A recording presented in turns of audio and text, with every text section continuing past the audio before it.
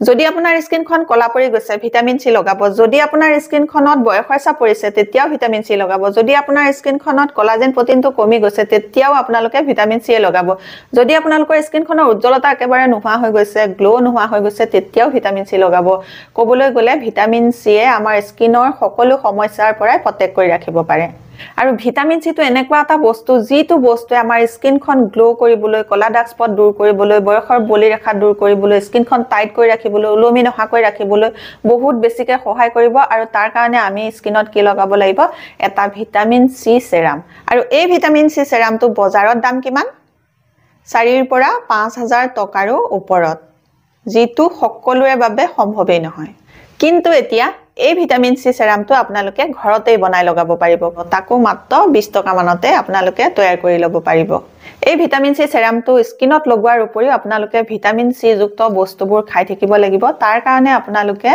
নেমু খাব পাৰে কমলা খাব পাৰে আমলখি খাব পাৰে এইকেইটা বস্তুত বহুত বেছি পৰিমাণে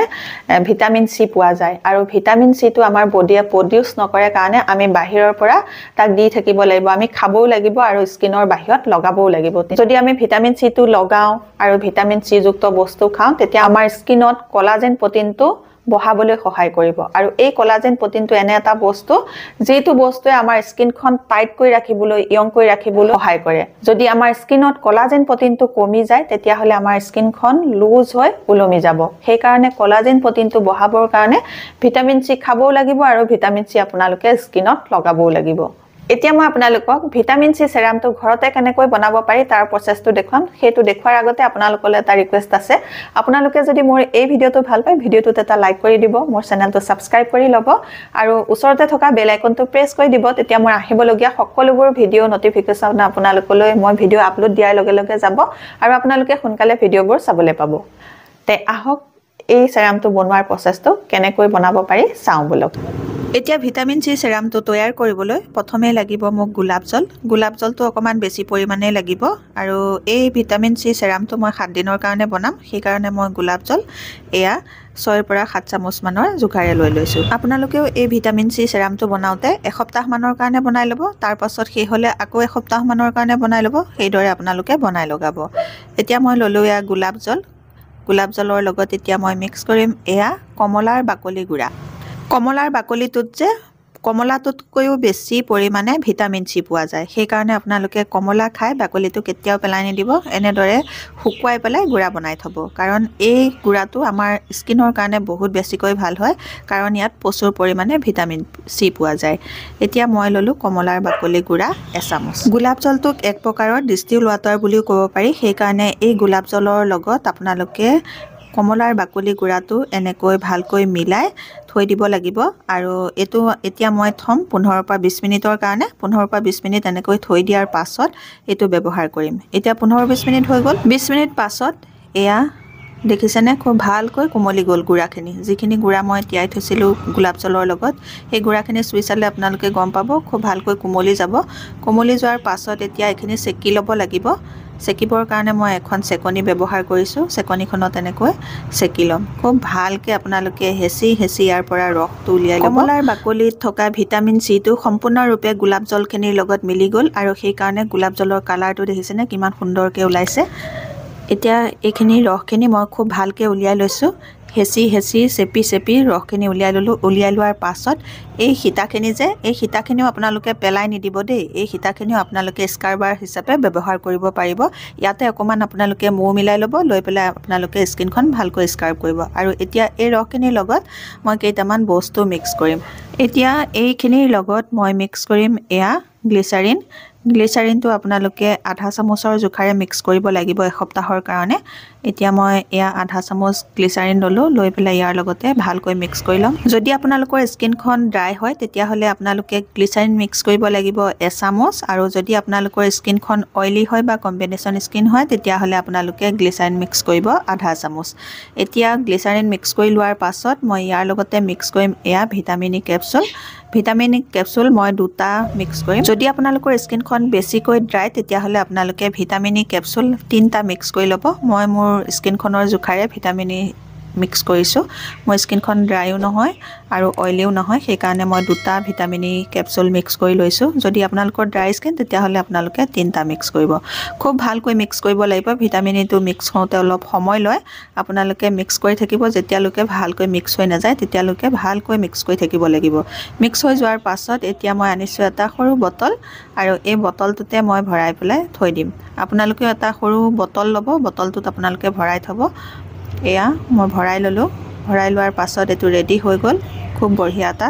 ভিটামিন ই সেৰাম এই সেৰামটো কেনেধৰণে লগাব লাগে তাৰ নিয়ম আছে সেই নিয়মমতে লগালেহে আপোনালোকে তাৰ পৰা ৰিজাল্টটো ভাল পাব এতিয়া মই ভিডিঅ'টোৰ পিছলৈ এই সেৰামটো কেনেকৈ লগাব লাগে তাৰ কিছুমান নিয়ম কম সেই নিয়মটো আপোনালোকে চাই পেলাই লগাব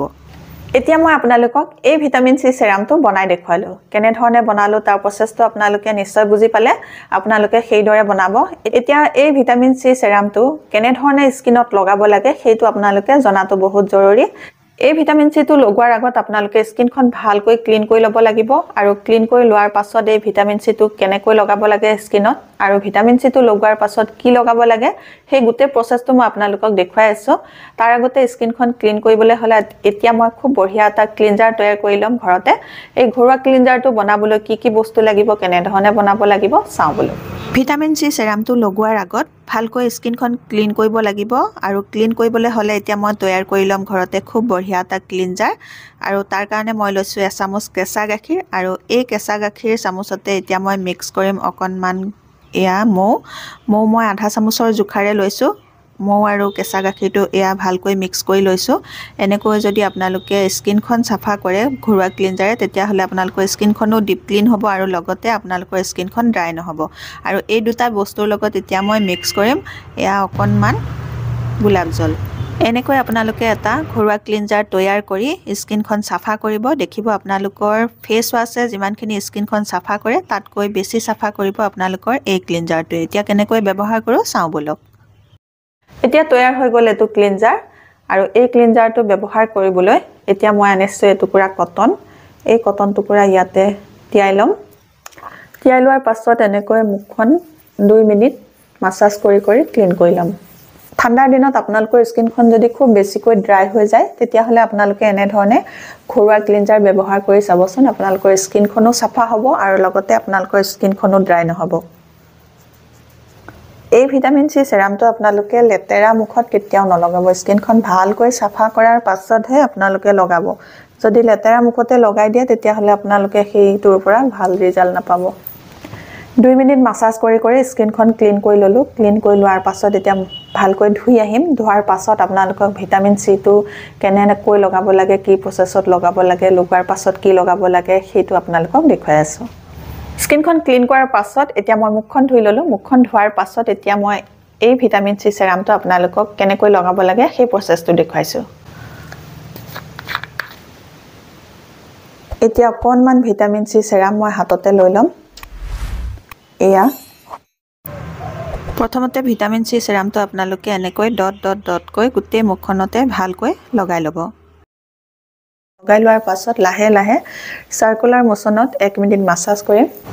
ভিটামিন সি সেৰামটো লগোৱাৰ পাছত আপোনালোকে যদি এনেকৈ 1 মিনিট মাসাজ কৰি দিয়ে তেতিয়াহলে আপোনালোকৰ স্কিনতে ভালকৈ ভিটামিন সি সেৰামটো এবজৰ্ব হৈ যাব আৰু তাৰ পৰা আপোনালোকে ভাল ৰিজাল্ট পাব পাৰিব ভিটামিন সি সেৰামটো লগাই 1 মিনিট মাসাজ কৰি ললো 1 মিনিট মাসাজ কৰাৰ পাছত 10 মিনিট ৰখিব লাগিব 10 মিনিটৰ পাছত আপোনালোকে নিজৰ যেটো ময়শ্চাৰাইজাৰ সেই ময়শ্চাৰাইজাৰ লগাব লাগিব ভিটামিন সি সেৰামটো আপোনালোকে দিনতো লগাব পাৰে ৰাতিও লগাব পাৰে যিকোনো সময়তে লগাব পাৰিব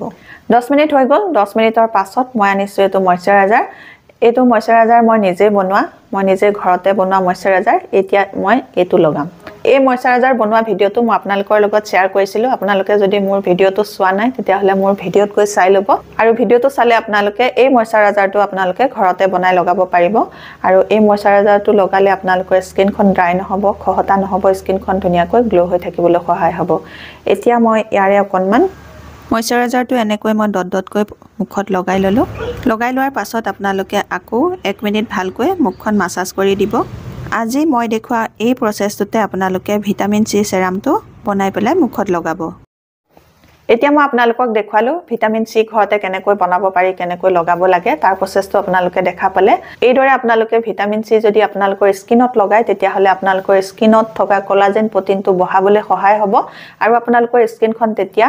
টাইট হৈ থাকিব উলমি নাহিব এতিয়া এই ভিডিওটো আপোনালোকে যদি ভাল পাইছে তেতিয়া হলে মোৰ ভিডিওটোত এটা লাইক কৰিব চেনেলটো সাবস্ক্ৰাইব কৰি ল'ব আপোনালোকৰ ফ্ৰেণ্ড আৰু ফ্যামিলিৰ লগত এই ভিডিওটো শেয়াৰ কৰি দিব নতুন এটা ভিডিওৰ সৈতে নতুন এটা টিপছৰ সৈতে আপোনালোকৰ মাজলৈ আকৌ আহি আছো তেতিয়ালৈকে নমস্কাৰ আজিলৈ আহো